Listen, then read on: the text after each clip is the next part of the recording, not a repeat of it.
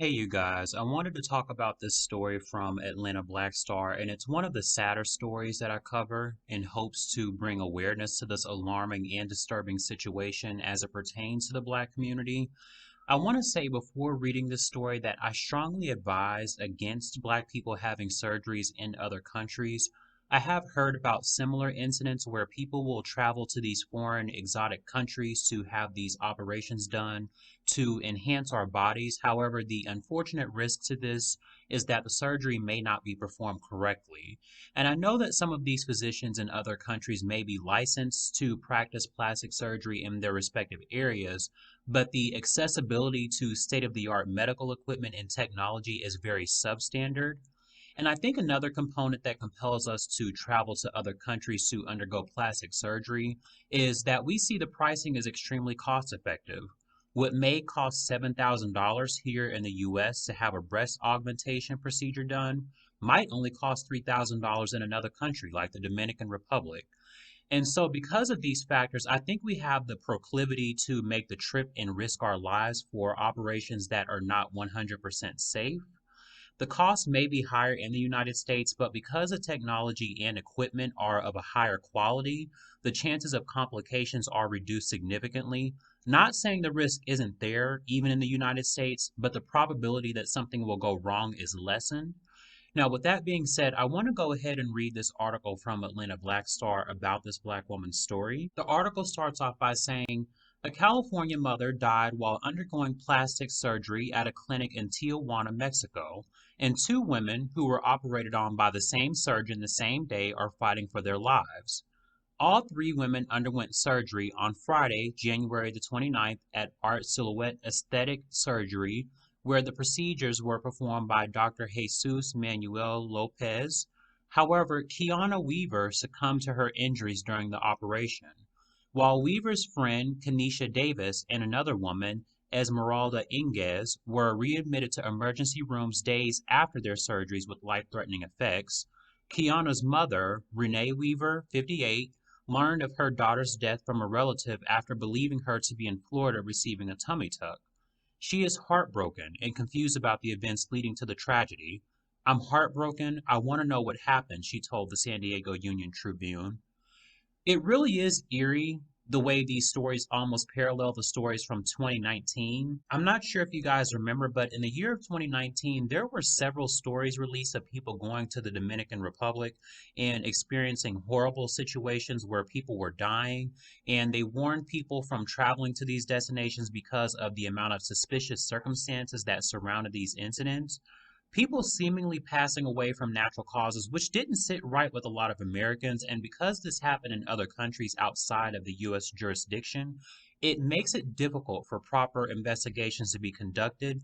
And sometimes an autopsy may not have sufficient credibility because I saw a video once where one of the alcoholic beverages in the Dominican Republic had an unnatural substance within it where the liquid started to solidify. Practice label. It's the third time I'm showing this.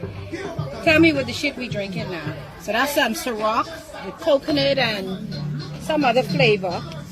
Ice and cranberry in here. Right? Look here, the more I turn it, the more it starts to solidify. You all think I'm lying. This ain't no joke. Look at that. You believe that? Where the hell this come from? These people trying to kill y'all. Look here. Look here. But I am not lying. that's to keep happening. Now, I know that this is unrelated, but I think I just want to highlight the dangers of traveling outside of the US right now. I completely understand that human nature will ultimately dictate our decisions, but I'm just saying to please exercise caution prior to going to these other countries. But I want to continue reading the story. So it says, Kiana was a very independent woman, a good, loving, smart, and very intelligent Black woman, she added of the late mother of her 13-year-old and 1-year-old grandchildren. That doctor took a lot from me and my family, and I most definitely have to have her story out there. She also expressed her regret that Weaver elected to receive the liposuction and tummy tuck surgery in the first place. I'm mostly sad this happened to my daughter because she was already so beautiful to me, inside and out. She just couldn't see it. Weaver's cause of death was ruled as secondary hypoxic encephalopathy, or damage to the central nervous system caused by inadequate oxygen and blood supply. The clinic offered to refund the cost of her surgery, a total of $6,700. Davis, a nurse, ended up being hospitalized for 2 weeks following her liposuction and tummy tuck procedures and admitted that she first realized something was amiss after observing the clinic's post-op procedures. They didn't check my hemo. They just kept sedating me and sedating me, said Davis. And me being a nurse, I knew something was off. She added, if I hadn't gone into the hospital when I did, I would have died. I was slowly bleeding to death. I was weak. I have to say that it's a major insult to think that a black woman's death can be compensated in some way by just throwing money at the situation. Also, what I find to be peculiar was the nurse's operation who opted to have the surgery. She knew something was wrong when they didn't check her hemoglobin levels and they kept sedating her. And I'm not sure if you guys know this or not, but consistently sedating a person like that can have severe consequences. It can lead to dehydration, which spirals into more adverse health effects. So, really, it places into question the validity of the medical education these doctors receive in other countries. I even researched and looked at some before and after pictures of people where they've had surgeries in other countries. And while I can't show the images here, I can tell you that the areas of these people's body looked entirely different from before, almost in a way where the person looked better before the procedure. The article says the third woman, Inges, was rushed to the emergency room just days after her surgery and almost died of septic shock.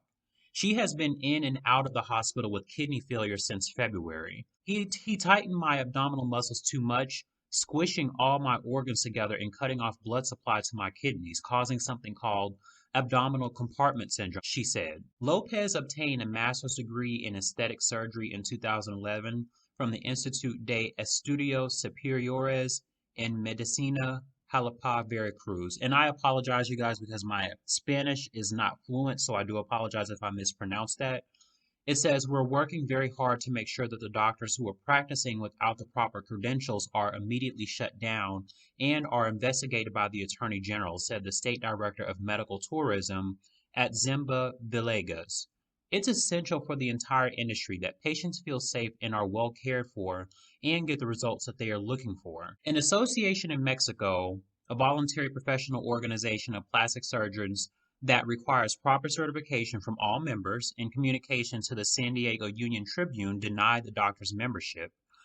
A Facebook group named Botched by Bays was created for fellow victims and had over 800 members at the time of this writing. Now, you guys, this is insanity, and I urge and hope that all of you will think twice about having these surgeries in other countries. Again, I know they may be more cost effective, but that means the risk of something going wrong is also greater. And according to this story, they're supposed to properly vet these physicians before they undergo licensing and credentialing, because otherwise, you literally have people running around parading as doctors while not in possession of any skills or knowledge necessary for doctors to have. But because of our familiarity with the system here in the United States, they might fall under a different set of guidelines and requirements in terms of accountability. And because this is something outside of the US, the power to file a wrongful death lawsuit won't be as straightforward since it falls outside of the US dominion. The last part of this article, where it talked about a Facebook group of 800 people that were seen by that same physician and experienced similar instances, my whole thing is this. This doctor should be in prison serving time for medical malpractice. It's very clear to me that he's incapable, he's incompetent, and he should be censured from performing future procedures. However, in the case of Kiana, I will say that I feel extremely sorry for her family. I know their hearts are heavy with emotion and melancholy. You guys, please stay safe and make sure to send your sincerest condolences to Kiana's family.